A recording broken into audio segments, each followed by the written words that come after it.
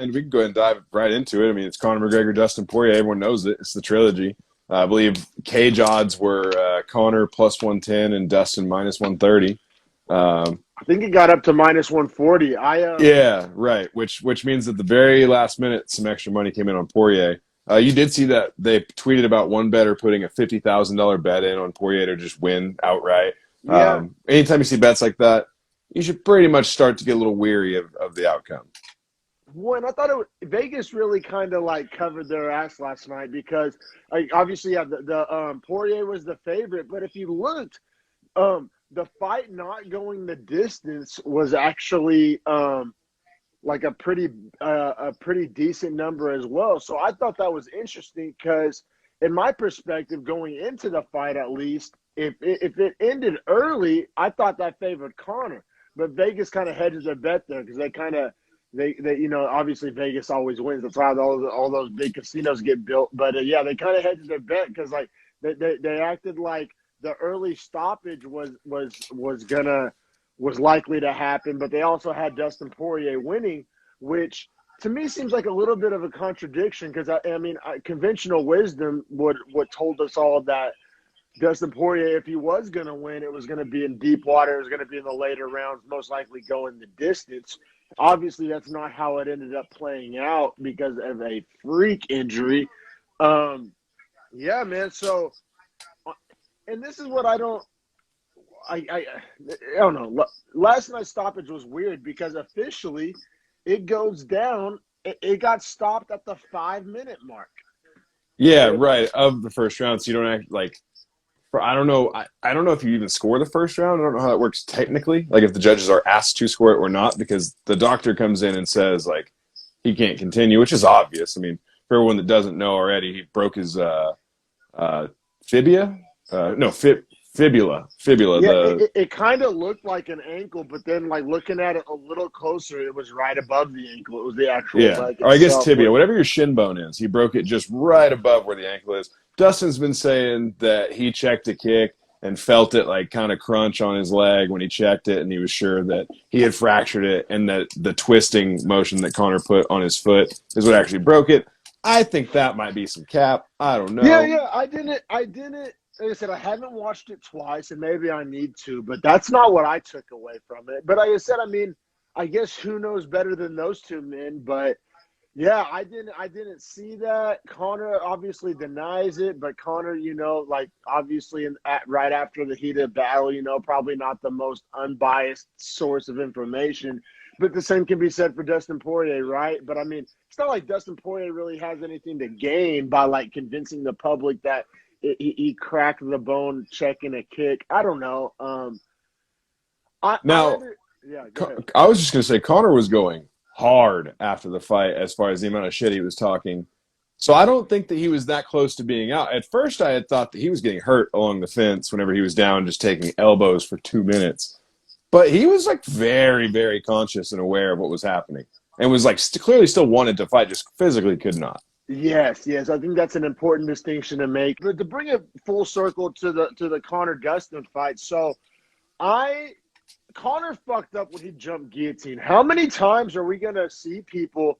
I mean, the only thing that would have made that more obvious is if he would have got put in a Von Flue. Like how many times are we gonna watch guys, especially guys like Conor's not a jiu-jitsu guy. He has no place going for that, especially against a guy like Poirier.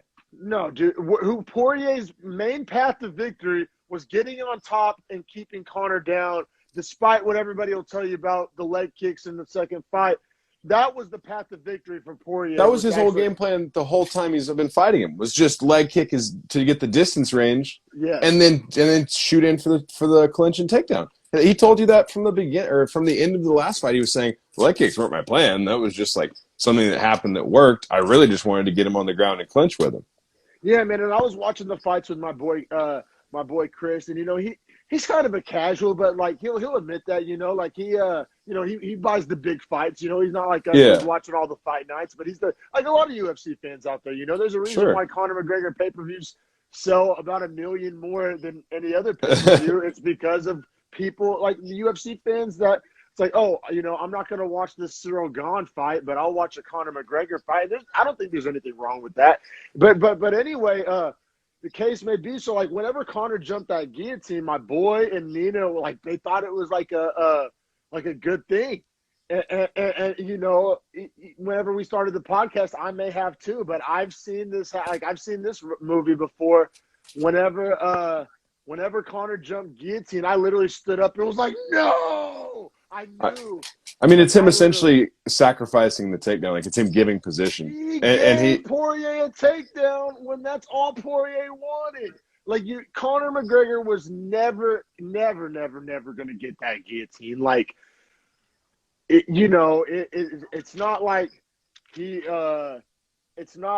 was. I'm trying to think of who got that sick ass guillotine. It's not like Zumagulov. Yeah, Zhalga Conor Zumagulov. McGregor, you're not Zumagulov. You're not going to jump a standing guillotine or even a normal guillotine. He would have been better off going for the standing guillotine and not sacrificing the position. Maybe he should have tried to pull Zumagulov. No, and honestly, if you don't get it standing, don't go to the ground to get it or to try to get it. I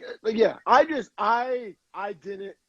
Not for a second did I ever, even when it was quote unquote in tight, I still would have bet my life savings that Poirier was going to get out of that guillotine. Like, I knew there wasn't a chance in fucking hell that Conor was going to win that fight by guillotine in the first round. Like, it just wasn't going to happen.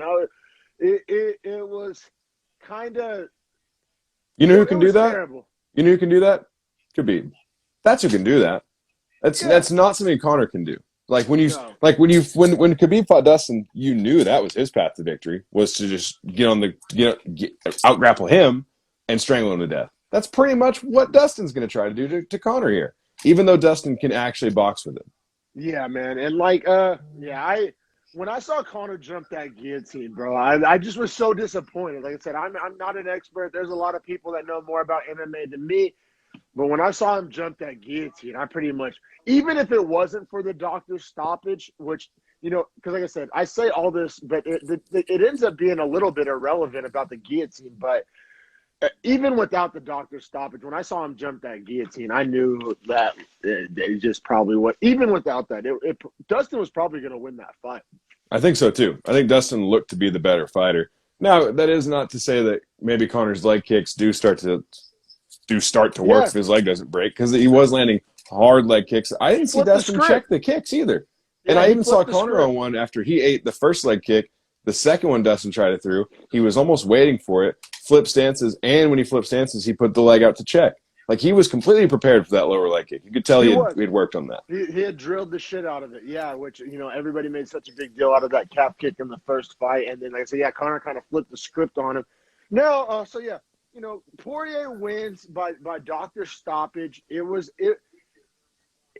I'll say this: like, sometimes I don't like using the fluke word in MMA but I mean, I don't see how you could watch that and take anything out of it except for like freak accident / fluke. Yeah, it feels extra fluky because it's a non-contact injury. Right? Like, he didn't get kicked in the shin and have a break. He wasn't kicking and have his shin break around someone else. Like, he literally just stepped back and his leg fractured. Yeah. Like, we're not talking Chito Vera. We're not talking Anderson Silva. We're not talking Weidman. We're talking, like, non-contact. Like, anybody out there who's played sports has witnessed a freak non-contact injury. And it sucks. And it's one of those things that it's like, whether it be the football gods or the MMA gods or the skateboarding gods, like, sometimes it's just not your day, it's not really anything you do. But that's what kind of does, I don't know, kind of give Dustin's, I don't know if you want to call it a hypothesis, a theory, about initially damaging the leg with the kick. Because, I don't know, it offers some explanation. Well, like, we started this off by saying, we didn't really see it that way and we didn't really buy that narrative. I mean, the alternative narrative is just fluke freak accident, and I don't know which one is more anticlimactic, to be frank. They both suck, honestly. Yeah. My thing is, like, they're talking about they're going to fight again, apparently. Like, Poirier still wants to fight him. Conor obviously still wants to fight Poirier. That makes sense. And then Dana said he would be down to see it. but he wants to see Okay. Poirier fight for the belt first. Yes. Yes. So, Yes. so they're at least being logical, but I don't really need to see him fight a fourth time, man. See, I'll be real. I wouldn't mind it just because this was so fluky. Like I said, if this would have been an O'Malley or a Weidman or a Silva, I would be right there with you saying we don't need to see a third one. It is what it is. Just live with the results. But like I said, man, I'm not really. Like I said, Dustin was looking good. Of course, Dustin's down for the fight because that's cha-ching. And then, of Right. course, Conor's down for the fight because of pride. But Dustin was saying in the post fight, he was like, I don't care if I fight him in the octagon or outside. He was like, the things he said to me are unacceptable. And man to man, I won't stand for that. He's like, you don't say those things to people. Now, I guess we'll talk Fallout a little bit.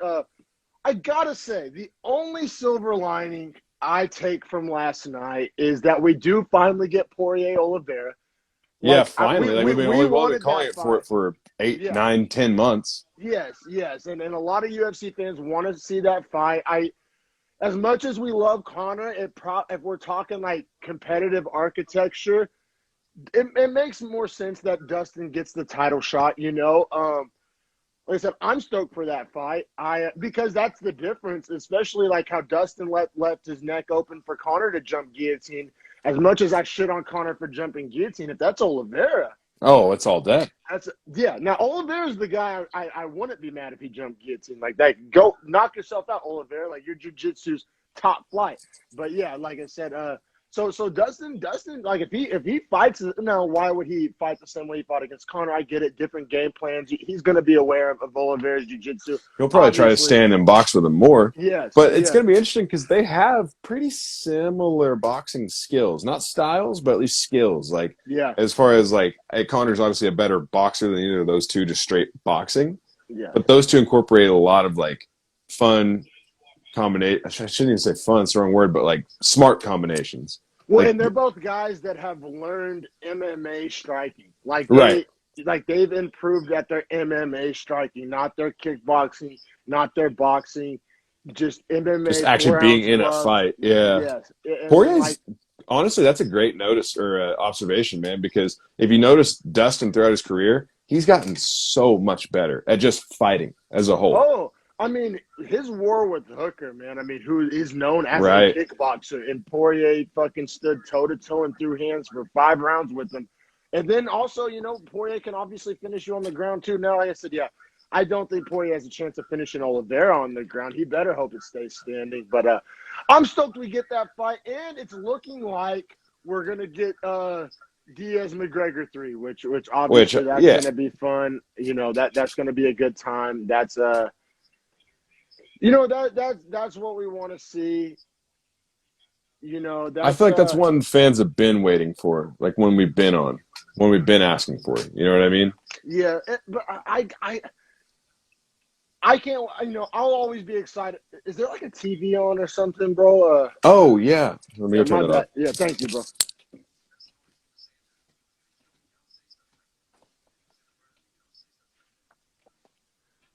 Oh, yeah, but we get Poirier Oliveira at least. That's something we get out of this. My bad. That's the UFC post-fight press conference, just running on a loop.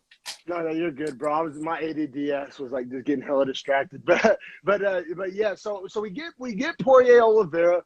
We get Diaz-McGregor 3. You know, like I said, I'm just trying to look at silver linings here because obviously last night, you know, it's hard to not feel like it was a waste of money.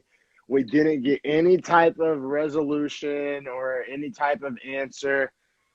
You know, like even Dustin can't possibly really feel that good about it. I don't think he does. I mean, I think he feels good because like he got his payday, obviously, and like I think he got $1 million to fight, $1 million to show, or $1 million to show, $1 million to win. I mean to say, plus pay-per-view points. Right. So.